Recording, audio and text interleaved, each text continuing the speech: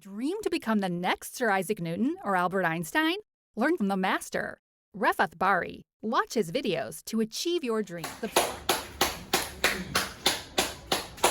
folks, thank you. So today we're gonna take a look at matrices once again, obviously, but today we're gonna go into matrix inverses, okay? So first thing I want you to do is consider the following exercise for your do now, okay? So the exercise is the following. Once again, I'm gonna need 4 numbers from the audience, and then we're gonna try to calculate what the inverse is during the lesson. 1, 2, negative 1, 2. Okay, 1, 2, negative 1, 2. So 1, 2, negative 1, 2. Now, this is the matrix we're going to start with. Let's call it A.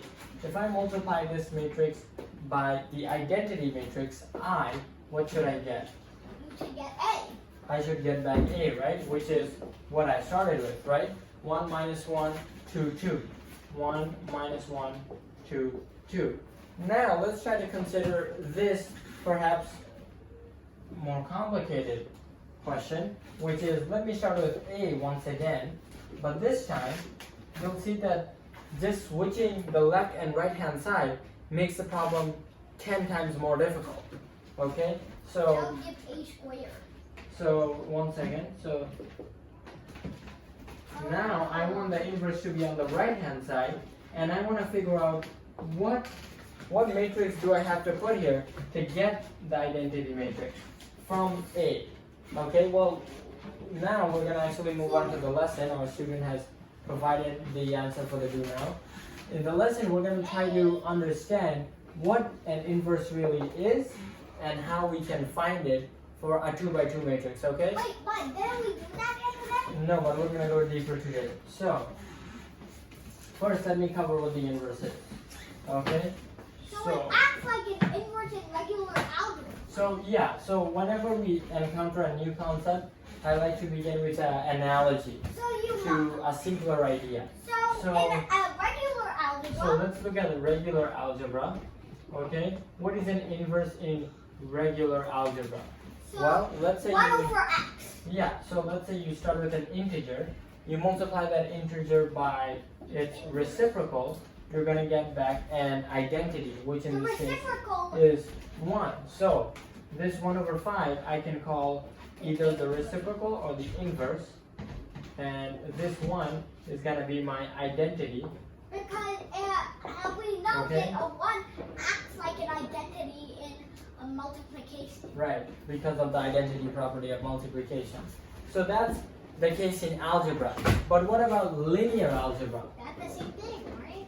Linear algebra, it's almost exactly the same thing, but instead of numbers, we're going to have matrices, okay? So for example, Basically exactly the same thing. right, so for example in matrices, we write A, which is the matrix we start off with. A negative 1 is the inverse of our matrix, and multiplying these two gives us the inverse, okay? Now the amazing thing about the inverse is that it breaks all properties of matrices, okay? Give me one property of matrices we learned in the last 20 lectures. Give me one property of matrices we learned. Matrix multiplication? No, that's a method. What is one property of matrices we learned in the last 20 lectures? Triangle property? No. No. Alex, any ideas? What is one property of matrices we learned in the last 20 lectures? Dot product. No, again, That's it's a method.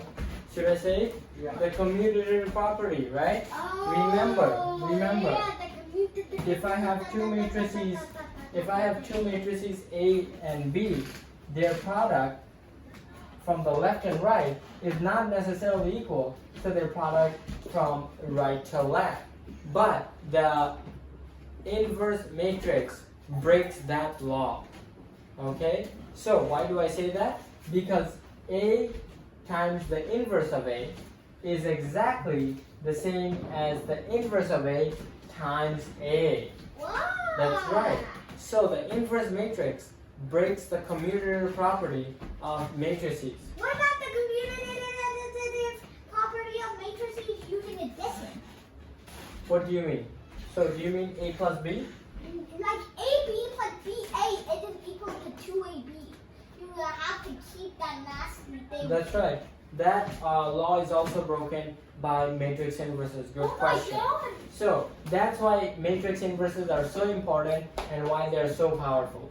If you multiply the inverse from left to right, it's the exact same thing as multiplying it from right to left. And Either they also way, give you're you gonna end the up with godly identity. With what? It also gives you like the godly identity. Yeah.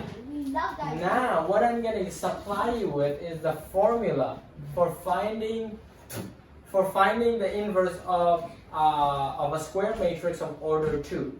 Now, this formula might look foreign to you, but in the upcoming lectures, I will uncover the mystery behind this formula. So let's go ahead and take a look at what this formula really is, okay? So let's say I start with a general matrix, A, okay? Now this matrix will be a square matrix of order 2, okay? Excuse me, instructor. Yes. Mr. Admission, he's a little bored. Can you enlighten him with a mention of a famous philosopher, Vygotsky? Yeah, so Vygotsky is the person whose philosophy used. Okay, so A, B, C, D, right? Yeah, okay, it will come up unexpectedly. So, this is the matrix we start off with, A, B, C, D, right? How can we find its inverse? How do you find the inverse of a square matrix of order 2? So first, you take a fraction, 1 over AB plus BC. Yeah, Then so- you add that Very stuff good. into, and then you multiply that stuff into So how can a I write copy that? of A. A minus 1. Incredibly So the difficult. inverse of this square matrix is equal to what? 1 over the AB plus BC. determinant, right? So So maybe you don't AB know what the determinant is, but in the future we're going to take a look at it Oh, phew. as we look at cross products and all that stuff. So now 1 over the determinant, just keep that word in mind. AD minus BC, AD minus BC. Isn't it supposed to be plus BC? No, it's minus BC. Why are you saying plus BC? Do you have any sneaky ideas? No. Okay, hopefully not. Okay, let's keep on going, okay? So, this was our original matrix, right? A, B, C, D. But what I'm going to do right now is, first of all, negate B and C, and then switch D and A, okay? So something like this, So, if we have a square matrix of order 2, A, B, C, D as its entries, its inverse will be given by the following formula. 1 over the determinant, you switch the first and, you know what, I shouldn't say first. You switch the A11 and the A22 entries, so you have D and A instead of A and D. So think about that. You switch the diagonals, okay? So A11 becomes where A22 was, and A22 goes where A11 was, and you negate the non-diagonal entries. Okay, so I've done enough talking. Now what I want you to do in the exits loop is go ahead and Oh my god! okay.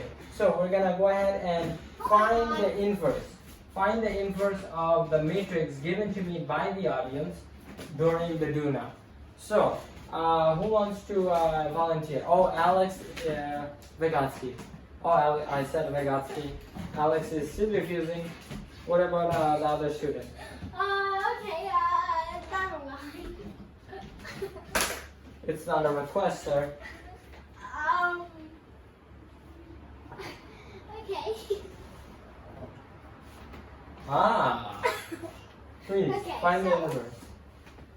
1 over 80 is 1 times 2. And then BC is 2 times negative 1.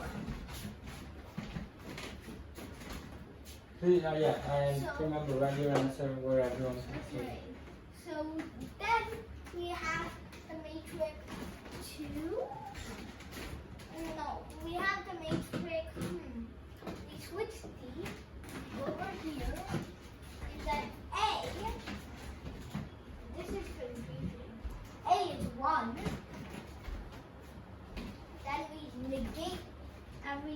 Of course, I always encourage you to give up should you feel What? pressured. What? Okay. And then we multiplied it by 1/4. So that would give us 1/2, negative 1/2, 1/4, 1/5. And now erase the scalar multiple. Wait, Erase the scalar multiple. Yeah. okay. So 0.5, negative 0.5, 0.25, 0.25.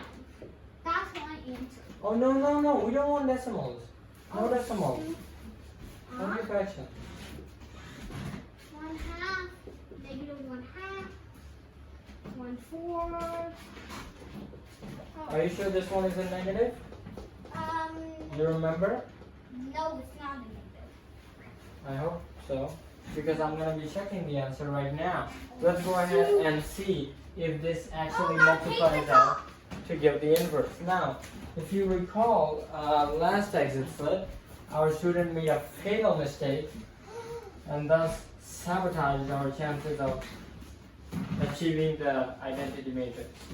So let's What? see if... I got it correct and you say I sabotaged it? Okay, how do you want to You multiply? went no shit. Do you want to do it by rows, columns, or dot products? Okay, so I want to do it by dot product. So let's go ahead and do that. A times the inverse of A. Let's see what it is.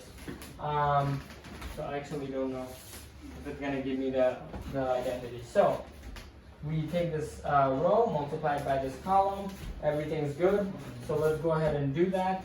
So 1 times 1/2 is 1/2. 2 times let's make it quick. 2 times 1/4 is 1/2. Good. Now we're going to take this row, multiply it by the second column, right? So 1 times negative half is simply negative half. 2 times 1/4 is simply 2/4. Let's go ahead. Now we're going to find A21. Okay, A21. We take the second row, first column. Second row, first column. What does it give us? -1 times half minus half.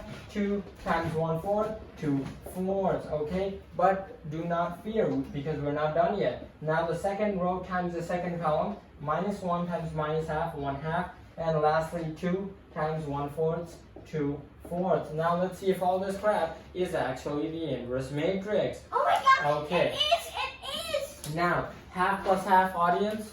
1! Okay, we want to keep the suspense, so give it to me slowly. -1/2 plus 2/4? It's 0? No. -1/2 is actually 2/4, and yes, it is 0. Good. Okay, keep going. 0?